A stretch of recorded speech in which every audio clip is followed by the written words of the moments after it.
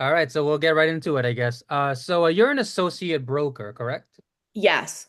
Okay, so what exactly is the role of an associate broker?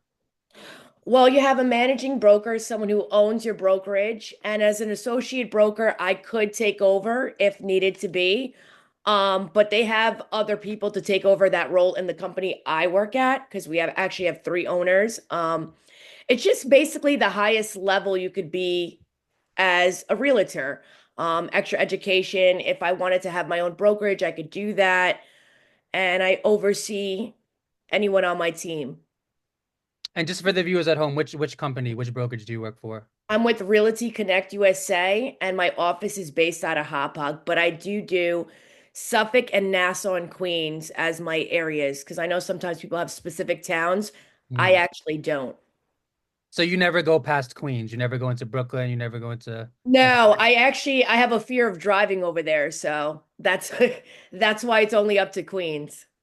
I was just telling my brother the other day that I like to stay in Long Island myself. It's the driving is much easier, cleaner, it's It's too funny. stressful when you get there. I mean, if I lived closer, because I live in Ronkonkoma, it probably wouldn't be as bad. But even when I have to go to Valley Stream because I have an investor that likes it, I mean, minimum hour and a half, sometimes over 2 hours just on my way back from showing a place. Right, I know Ronkonkoma is pretty deep Suffolk, so I would do the same thing. I don't blame you. So how Yeah. long have you been in real estate now? I've probably been in real estate around 6 years. Okay. And what made you get into real estate? So my accountant and me are really good friends, and his friend actually owned a Keller Williams, Wow. Gold Coast. Hmm. And so he said, I think you'd be perfect because you have a lot of contacts, you have that kind of personality.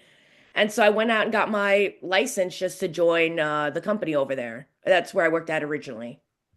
Ah, I see. So interesting story. So tell us about your very first year, 6 years ago. Tell us how it was like, because the first year is always the hardest. Tell us about your first year. My first year, I think it went really good, believe it or not. I hit the ground running. I Mm. hit up every single person I know to let them know, hey, I'm in real estate. I can help you be a buyer's agent, seller's agent, anything you need. And it actually went well. I mean, like anything, I think it's very hard, even if you got your first deal in the first week, it still takes time to close unless it's a cash deal. So Mhm. I would say within 6 months, I started to see progress in deals. So in your first year, how many closings in your first year? Um, I would say maybe five or six. Wow, that's pretty good for the first year. That's Yeah, and a lot of them weren't like high-end deals. I was taking co-ops and things like that. I was doing, I mean, and I still to this day, if someone calls me about a co-op that's 150,000, I'm going to go show it to them and I'm going to sell it to them. I even closed recently on a co-op. I think that was like 140,000. oh, it Um, must have been a studio. yeah, it was a studio. It was Port Jeff Station. So I literally will deal from low end to high end. I don't care what the budget is. Yeah, I mean, in the first year, you should even be taking rentals. 5 or 6 closings in the first year. I actually consider that great. So, walk us through a normal day in your shoes. What time do you wake up? Coffee or tea? Walk us through a normal day. So I probably wake up around 6 a.m. I Wow. have a Red Bull, but I have Red probably Bull. Red Bull at 6 a.m.? 6 a.m. Oh It my says gosh. coffee. That's what I drink. I probably have three or four of these a day. Oh man. First thing I do is check my messages, see what clients have hit me up, go through my emails. If I have to check on offers, write offers, send them in. And I just check on clients and I look at, because I do deal with investors, what auctions are coming up, and kind of do comp analysis on things like that. Do you do comp analysis every day? Um, I would say for the most part, yeah, because the investors I work with, they're always looking to buy at auctions or foreclosures or short sales and things like that. Mhm. So to get them a good number of what the value of the place would be after we flip it, I have to do a comp analysis. And honestly, at this point, if you do it enough, I could probably do it in 10, 15 minutes. I mean, it's pretty quick. Yeah, you get better and better. It gets easier over time. So, Yeah. do you work 7 days a week or 5 days a week? What's your schedule like? It varies. Mm. So there are many months that I will work every single day. Yeah, Right now I'm probably down to five, but if really? Something changes, I'll work 6, 7. I don't have set times and set hours. I know some people do a 9 to 5, Monday through Friday. I'm very much, if they call me, I'm there and whatever I need to do to finish up. Yeah, I'm a little surprised that you work five because most associate brokers and realtors I feel like just on the clock 24/7. But I guess you're in the position where now you can slow down a little bit and you don't have to be that like 80-hour a week agent anymore, right? Right. I'm not running the brokerage. I'm only running the small team I have. Hmm. So I'm dealing with my clients and dealing with their clients. If I was the owner of Realty Connect, I'm sure he's dealing with over 1,000 agents. And I'm sure they're calling him, asking him questions. He's probably working 1 million hours a week. Yeah. You said you're on a team. Yeah, I'm the lead of the Dreyfus team. So tell us about that team. How many people are there? We just have a couple people. It's a small team. I haven't added anyone because I want to make sure everybody grows and becomes successful. Mhm. I don't want to tire anyone out. My mom's also on the team, so that Oh, helps. Yeah. that works. Yeah, well, she became an agent after I became an agent to help me. The backstory to that is, I would say maybe almost 3 years ago, I was in a coma. Oh, wow. Yeah, I was on life support, and originally they thought I was going to die, but I actually ended up living after being in the coma on ECMO, it's actually called. It's the highest form of life support for 5 days. So when I got out, because I had so many deals in motion. And thank God for, the owner of Realty Connect because he was able to jump in and take over, not knowing any of these people or what's going on. I said, yeah, I gotta have someone just in case something happens. Um, so that's how my mom got her license. I said, I'm under, I have too many clients, too many things going on. If something should happen, this way she could jump in and be like, all right, I know so and so, he needs a walkthrough. This person needs this. And it also took a lot off my plate that I could give them some clients too. Thank God for your mom. It sounds like a really scary situation, but we're all happy that you got out. I mean, Yeah, I would like to ask you more questions, but maybe that's save that for another time. So sure. what is your favorite thing about being an associate broker? Um, I love my clients. I won't work with anyone I don't like. So that's probably only happened to me twice where I'm like, yeah, this is not for me. Every single client to me is amazing. We have such a bond. I even had one client invite me to her wedding, which was spectacular. Another one just invited me to her Friendsgiving. I have them, other people send me Christmas cards with their kids. The relationships that I have with my clients that we could talk, it's like a true friendship. Yeah, I was just saying the other day about how some clients, they become your friends and some of them become lifelong friends. And that's how you know that you're a good agent or broker, when your clients become your friends and when they actually, genuinely care about you outside of the job. What is Yeah. your least favorite thing about being a broker? Um, this is tough. This probably will get me in a lot of hot water. Is other agents not answering their phone or being very rude. They just don't care. And I'm on the sell side sometimes and I'm on the buy side sometimes. I'm not on one side, but when I'm on the buy side and I'm calling a seller's agent and they just refuse to answer the phone to let me show, I mean, I think that your clients must have no idea that they're missing out on possible offers to get the most money possible. So that's my least favorite is not being able to get in contact when you're doing a deal. And you know what? Even when I'm on the sell side and someone happens to be a buyer's agent Uh-huh. and they ghost too, and you're like, what's going on? I guess it's the same thing. It's the communication. Yeah, communication is always an issue, and I've said this several times, but I'll say it again. Every time an agent is rude or mean, I always think the same thing, which is that has to affect the business. And these realtors, they don't understand how friendliness and communication is so important. So you did mention you're on a team. I'm on a team as well. I'm not the head, but I'm on a team, the Cost Scout team. So what do you think about teams? Because there are some people who say that teams are BS and they take commission and you got to split. How do you respond to people who say that teams are BS? I think it depends. There are some really terrible teams out there, Yeah. and there are some fabulous teams out there. I think there's a lot of people that need to be on a team because if you don't have, and I think this is a big one, sales experience, you need to be on a team Yeah. because they're going to give you the tools you need to sell. But on top Mhm. of that, there's a lot of paperwork and there's a lot of things you don't know. And it's very hard, unless you work at a super small brokerage, to call the owner to go, hey, can you look over this offer again? Can you do this? You want someone who's experienced to go out with you to get you that listing. You have a better odds. I'd rather have 50% of a deal than 0% because I wasn't able to close the deal, you know?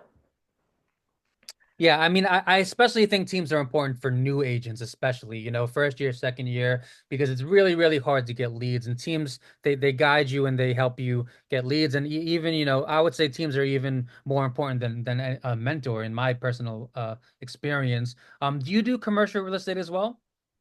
I do. Is it something I do on the regular? No. Uh, I'll dabble here and there. I have clients that end up, wanting to get commercial properties and then I'll get into that, but it's not something I actively seek out. yeah, some people say that commercial real estate is a lot more competitive, and some people just like the intimacy of the residential experience.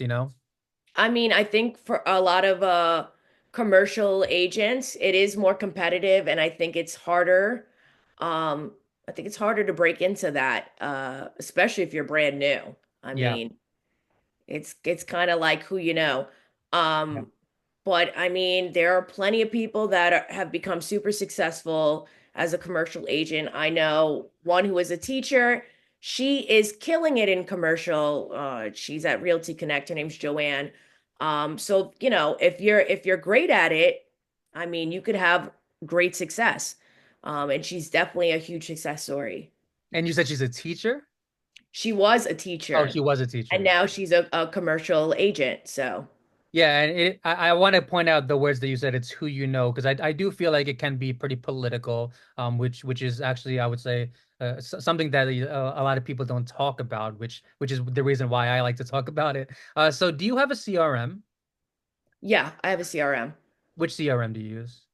I have the one that they provide us, and I honestly don't know the name of it. To be honest, do I put stuff in there? I actually keep my CRM, sorry. Um, it's just down to people who have bought or sold. I don't really put warm leads on there. I don't know. I just find it easier. It's not something I do regularly. I would say once a month I'll go on there and update it. Oh, once Um, a month. Wow. Yeah, because I feel all the important clients are in my phone and I Mm, already have notes on them. mm. Of course, hopefully nothing happens to my phone. But if it did, I could go back and I could see what I have on them.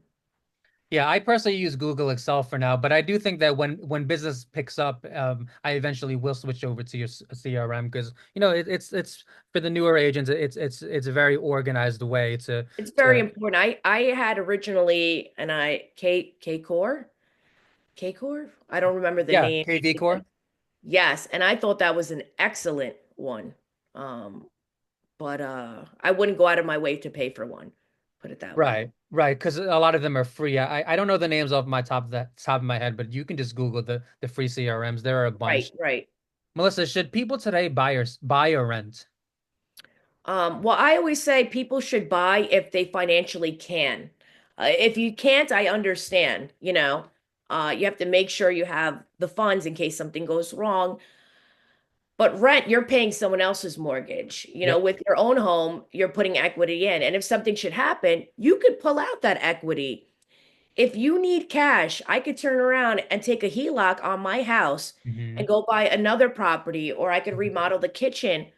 Or if, God forbid, someone gets sick in my family and we need money, I could take it out. With rent, you pay into something and you can never take anything out. The only upside of renting is you don't have to worry about fixing things in your Yeah. house. Yep. Um, I don't think that's enough of a reason to be a renter. But of course, everyone's position is different. I used to be a renter and I loved living in my apartment. But I love owning a home because it's my own, and I have an asset. Right. When you rent, you're paying off your landlord's mortgage. And, not to say that it's easy, like the home prices are very high right now. Do you think the home prices and interest rates will drop anytime soon? So, yeah, my feeling is this. If the interest rates are down, the prices of homes go up. If the prices of homes are up, the interest rates are going down. Mhm. Obviously, we were seeing at one point house prices and right now interest rates are, both up. But right now we've seen it come down and I think we're going to keep seeing it go down. The only thing I don't think is I don't think we're ever going to see the 3% again. Um, and I know that's what everyone wants, but I don't think it's realistic. I think if we get it under 5, that's amazing. But, I tell everyone if you're ready to buy a home, buy it. And if the interest rates are high, when they come down, you can refi. It's not like you have to be there forever, Right. you know? Well, yeah, right now it's about 5%, right? As last time I checked. I thought, and this was a couple weeks ago, I thought it was at 5.5, but you could possibly be right. And it's interesting because people complain, but one day it's going to be 8, 9%, and they're going to look back and think, "Oh, I should have got it when I was 5, 5, 5.5." So I think the best advice is just buy as soon as possible. And again, I know it's tough for people out there. I know that with most homes you have to make six figures now, but it's tough. Melissa, where do you get your leads from? Okay, so combination. My husband owns actually a hair company, him and his family. Hmm. So I do get a good amount of leads from there. And I give him leads back. So I'm lucky because my husband has a lot of connections, so he knows a lot of people. I've gotten plenty from there. I get a lot of referrals. I would say I've used Zillow before and I've paid for Really? leads. Yeah, and I feel like it's good for other agents to be honest, because too many times they brush around it and they feel like it's some sort of secret. And let's uplift each other. You know what I mean? But Let's Zillow's do expensive though. Zillow's really expensive. Zillow's expensive, but you gotta put money in to make money. Yeah. I put a lot of money in. I've also done pay per referrals. Something like OpCity, Uh-huh. where they'll send you phone calls, and if it closes, you have to give them a percentage. That works. And that's what I was doing too in the beginning. I was using the referrals and I was also using things like OpCity where I didn't have to put some money out. They were taking a good chunk, but hey, I'd take that versus nothing until I get myself going, and then there's door knocking and mailers, which, I'm hesitant to door knock. I've done it a couple times and it's actually worked out well. But Really? I also think as a female, it can be dangerous. Yes. And I Gotta have go with some the man. weirdos.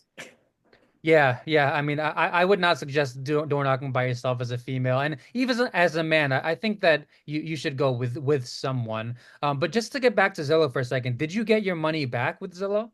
I did get my money back. Okay, because I use Realtor.com myself, and I did look into Zillow, but it's scary because it's just so expensive. So for the I new used agents, realtor.com too, and I've made money on that. I think the big thing with these two is the areas you're picking. hmm, Um, and it's all relative because um just because you're somewhere where houses sell for 3 to 5 million doesn't mean you're gonna get those deals, right? hmm, Part of the problem I think with Zillow and realtor.com, and I've had them both, and I've put maybe like $3,000 a month into that at one point. yeah, yeah, wow, Um, is that if you get an area where they have, tenant occupied foreclosures, you will get nothing but phone calls about a property that these clients aren't able to buy because they're looking for a mortgage and they're right. not looking to evict anybody. So you're getting a phone call about a $200,000 house. It exists, but it doesn't really exist, or it's the starting bid on an auction. And then you waste leads, over and over and over again with that situation. Yeah, $3,000 a month is a lot. And just for the viewers at home, I did speak to both Realtor.com and Zillow, and Zillow was way more expensive, but I believe that they are more effective because they what is it called? They filter better. They what is the word I'm looking for? They do more research. So just They for the verify more. But to be honest, because I had both, I believed realtor.com was better than Zillow. I spent 2K on Zillow, 1K on realtor.com. I got the same results on my return on investment. The only difference is I spent less on realtor.com. So I actually lean more to a realtor.com, although I tell everyone, try what you think works. The thing I don't like about these companies is they get you in a contract, Yeah, and one then you're year. stuck. What you were in a 1 year contract, correct? So with realtor.com, I was going to originally do 6 months. And then toward the very end, they deduct a certain amount of money if you go for 1 year. You get all the way 10%. to the end. Yep. So I went for that. And with Zillow, I only did 6 months. So I only do 6 months contract with them because they are $2,000 a month. So I want to make sure I'm making my money back plus, making profit because that's obviously the most important part. Yeah, so I personally do find this topic very, very important, especially for new agents, because new agents are really, really struggling to get leads. But yeah, you have to spend money to make money, like you said, and you have to experiment, especially in the first year. You have to experiment. If it doesn't work out, you can always cut it out, but you have to experiment to find out what works and what doesn't work. So I strongly recommend trying either Realtor.com or Zillow. Call both of them, see what works, and you have to experiment.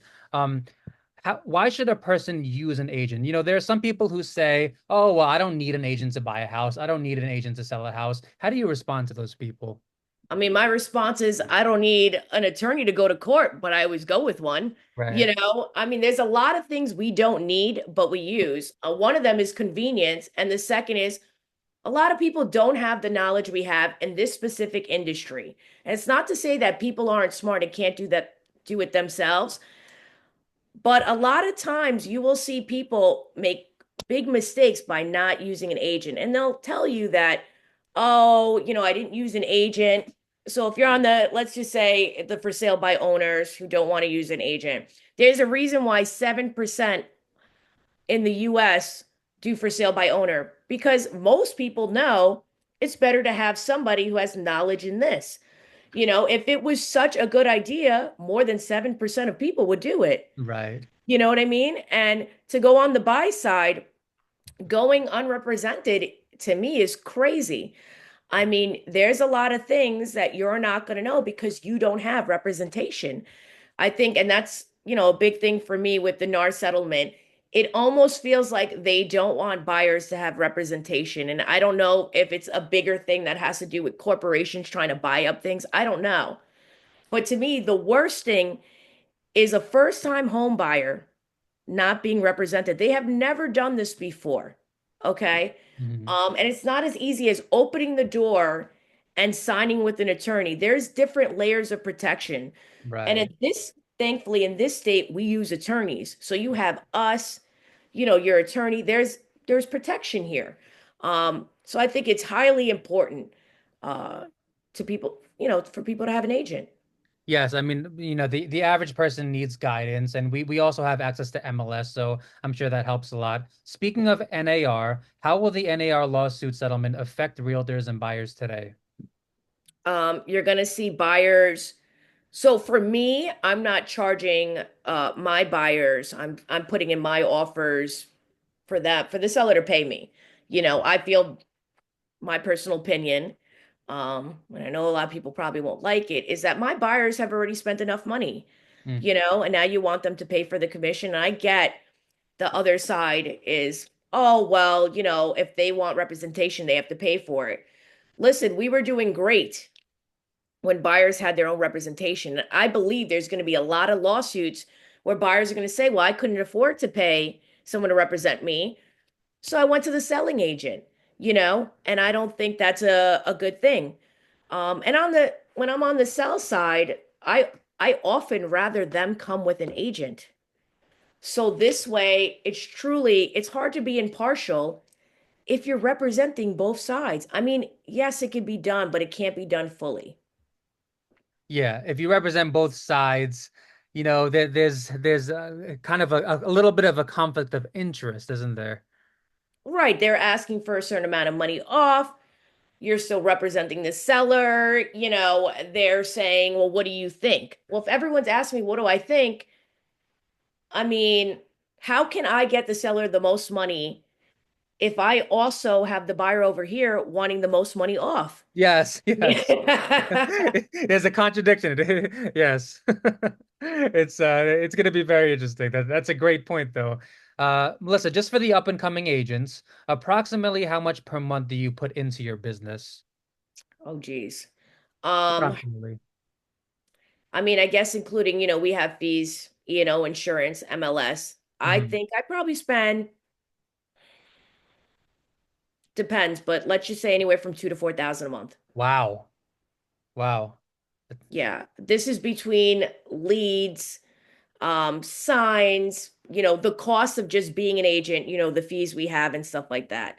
Um, yeah, mailers, a bunch of things. That's a combination. So obviously every month is not 4,000. I would probably say anywhere from 2 to 4,000. Depends how hard I'm Wow. going to marketing on a certain month or what I'm buying and things like that.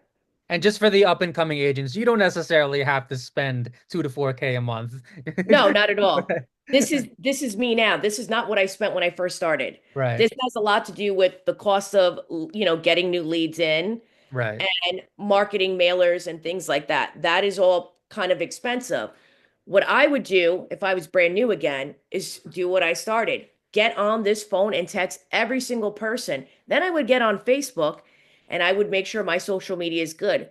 I think there's a thing about social media that if you tell them too much you're an agent, you bore them on there. So you Mm. can't just talk about real estate 24/7. But Yes. if you mix it up, Yes. then they're more intrigued. So I would use social media if I'm new, and then I would use, door knocking, cold calling. You could buy a cold calling list, maybe for $300 a month. And you could get the cost down really low, but as you grow, you may want to spend more money if you want to make more money. But, And just go ahead. I'm sorry. no, but I think the big thing for them, those all things can be done kind of free. The big thing is really the fees. Mhm. Um, you know, the MLS and all the stuff that we pay. I have no idea for what. I think that comes out to 3,000 a year, if I'm not Yeah. mistaken. Yeah, so you got to be ready to spend money.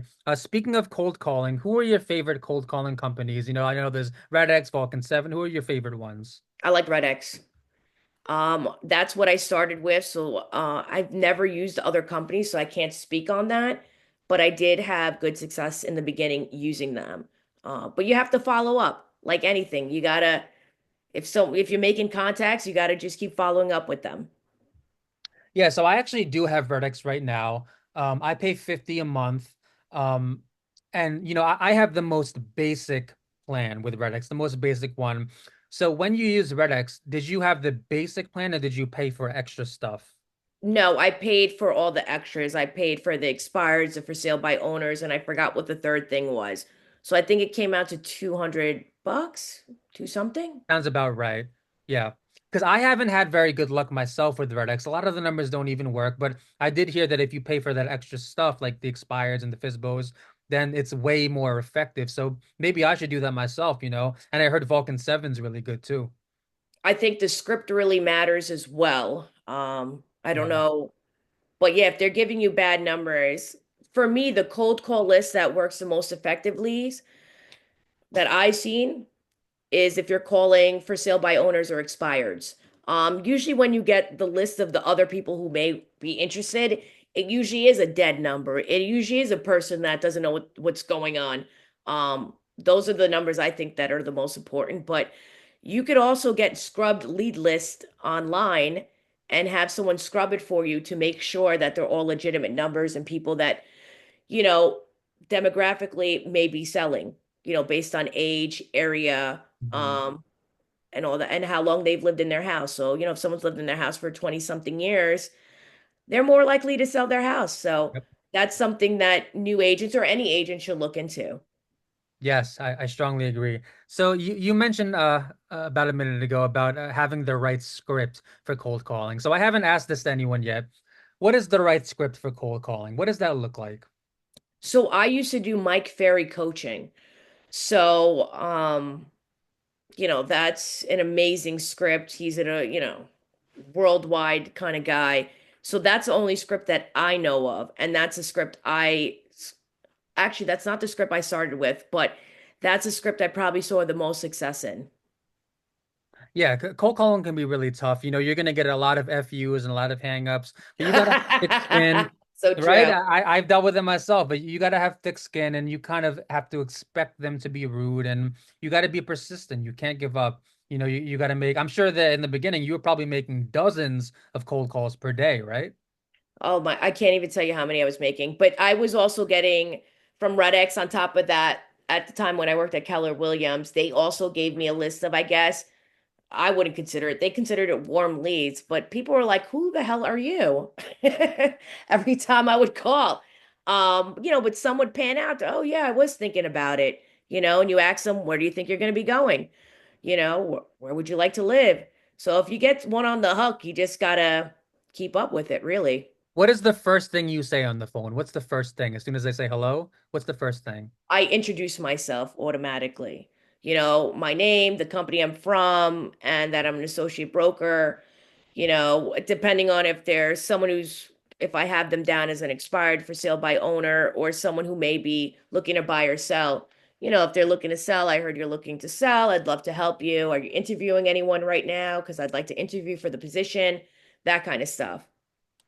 Yeah, so just for the up and coming agents, cold calling does every now and then actually lead to a closing. Even if it's 1 to 2% of the time, it actually does lead to a closing. It's It not, does, but it takes a lot of work. And if anything, for the new agents, what they should know is you are gaining great practice, even if it doesn't matriculate into this closing. yes.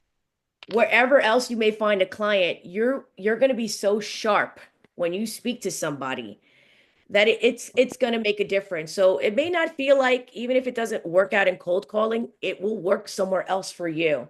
Whether Mm, it's door knocking, whether it's you met someone getting coffee, mm, or your friend from high school, mm. wants to buy a house, you're going to know exactly what to say.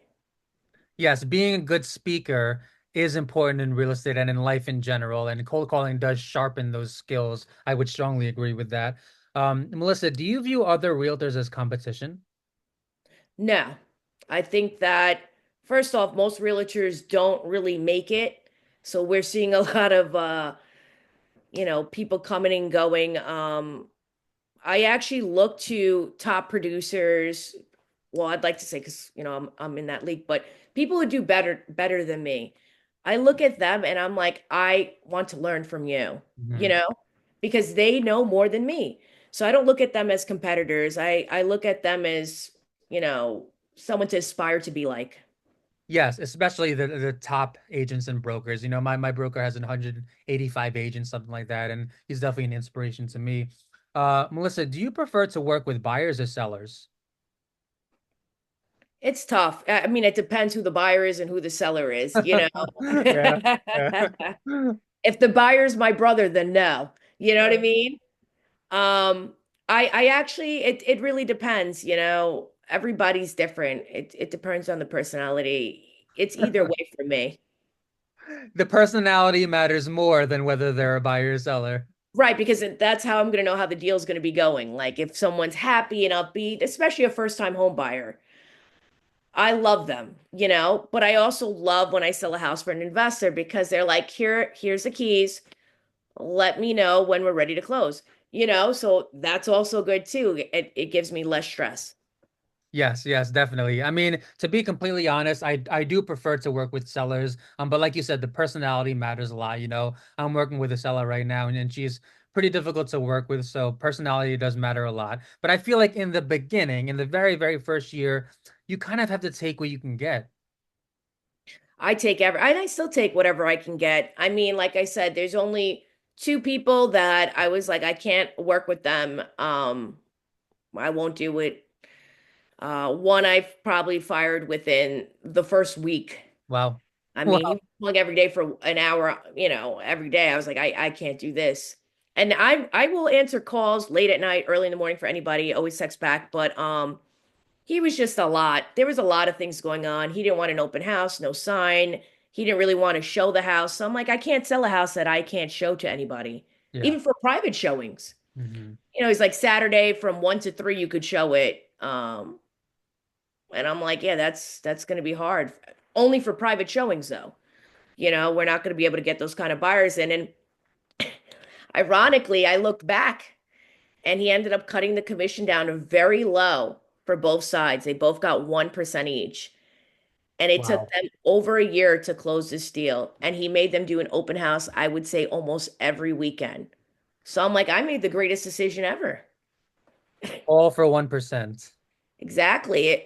Matter of fact, to me, at that point, if you're doing an open house every single weekend for almost a year, a little over a year, you probably lost money. You could have been Ubering, you could have been doing other things.